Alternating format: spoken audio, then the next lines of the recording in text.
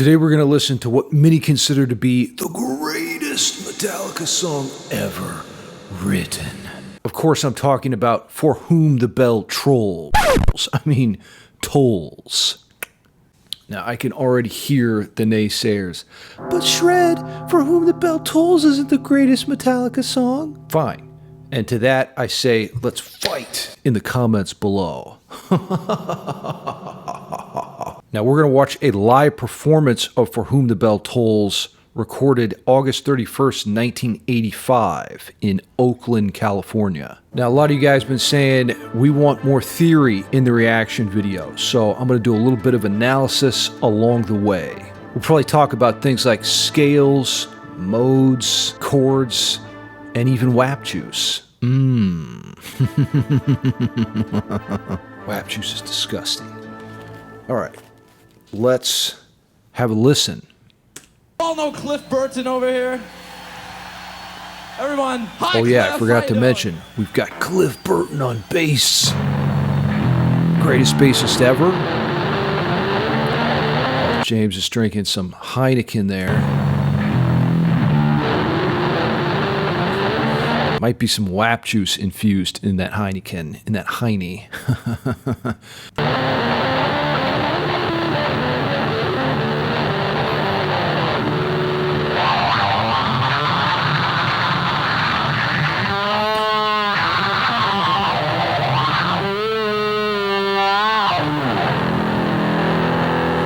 Let me just say right off the bat that Cliff Burton was an incredible player and performer. This is the part everyone forgets about. Yeah, you can play good, but can you perform?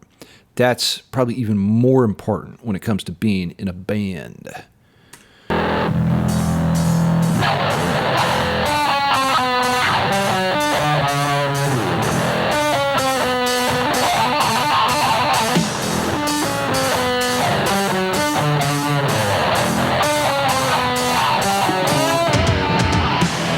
Okay, so I want to make a couple notes. First of all, we're in E.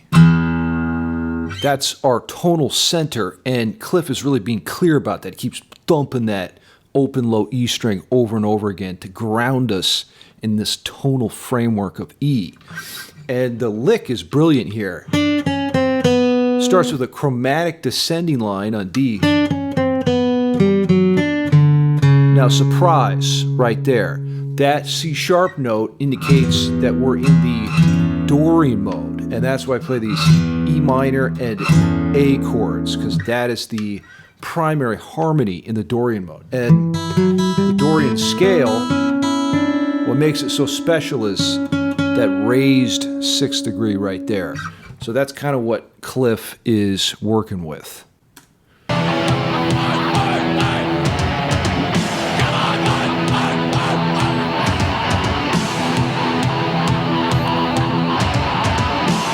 He's got really large hands, it looks like. Those long fingers, that helps to shred the bass. The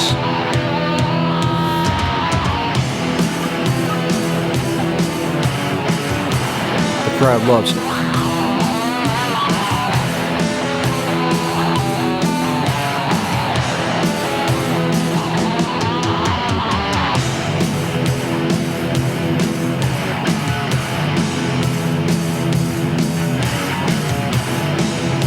These dudes are hitting their guitar so hard you can hear the pitch kind of just wavering all over the place. They're so enthusiastic and just beating the shit out of their axes.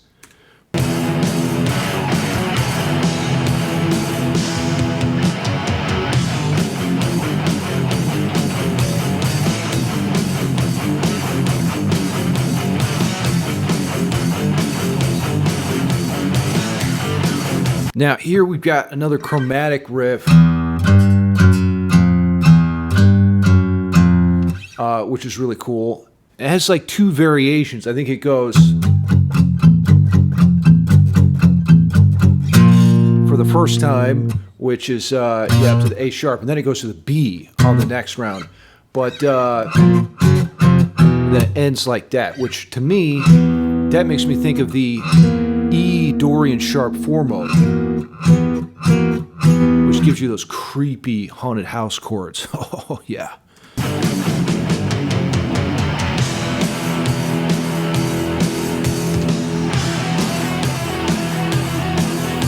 Cliff doesn't even look at his bass. Just thrashing around.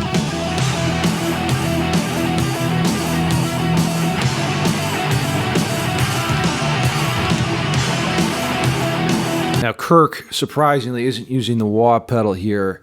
Wah not, Kirk. Why don't you use it? But we had a triplet figure.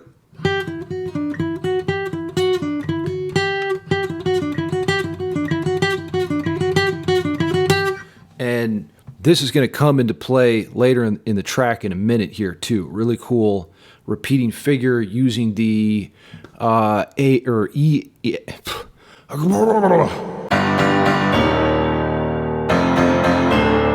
Using the E Aeolian mode.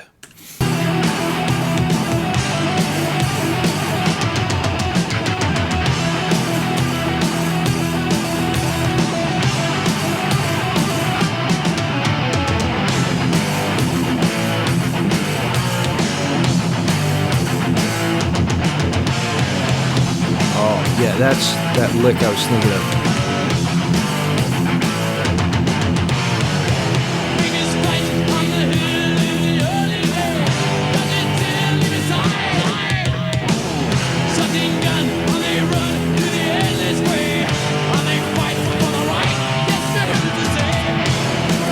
Now, right there, using that C, which is another kind of sound. You know, we had the Dorian mode with the raised 6th degree, but now that's the flat 6th degree. So really what we're hearing is like some modal interchange. Sometimes we have, you know, these raised 6 chord progressions, sometimes flat 6 chord progressions. They both sound good.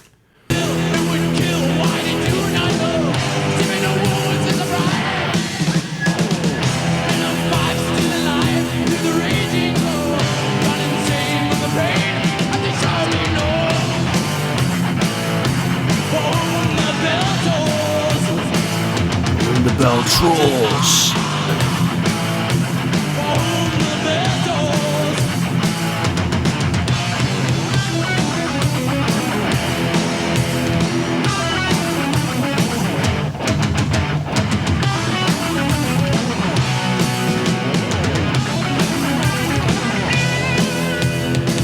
Okay, a little dual guitar action here.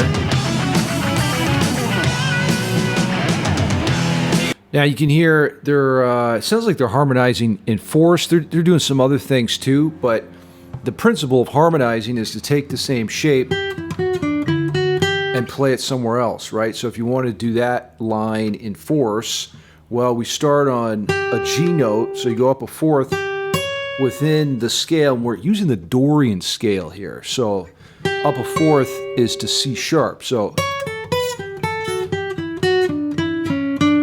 that would be like the line, right? If the original's the fourths, or it keeps going down, whatever.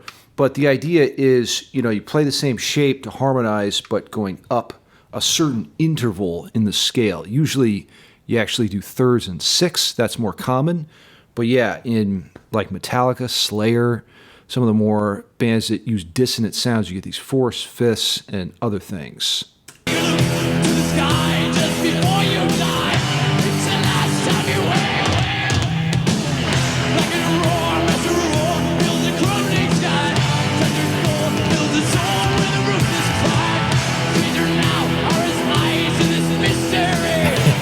I like that Cliff. He has the time to like do the eye motion with his fingers, but just barely between his bass line.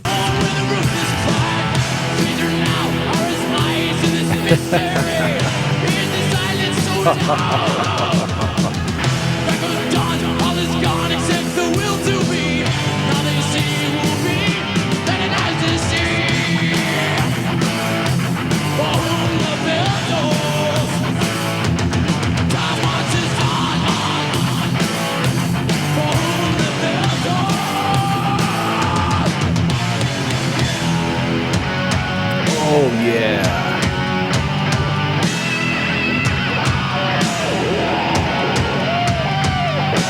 What a cool riff.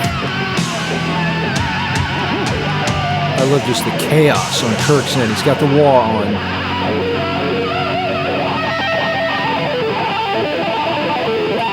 Why not? Put it on. Check this out. See this? Look at this person hopscotching on the right-hand corner of the screen. They're like hopping down the bleachers. Hilarious.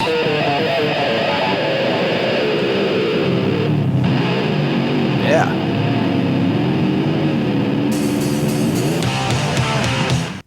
Okay, there you have it. The greatest Metallica song ever written, For Whom the Bell Tolls.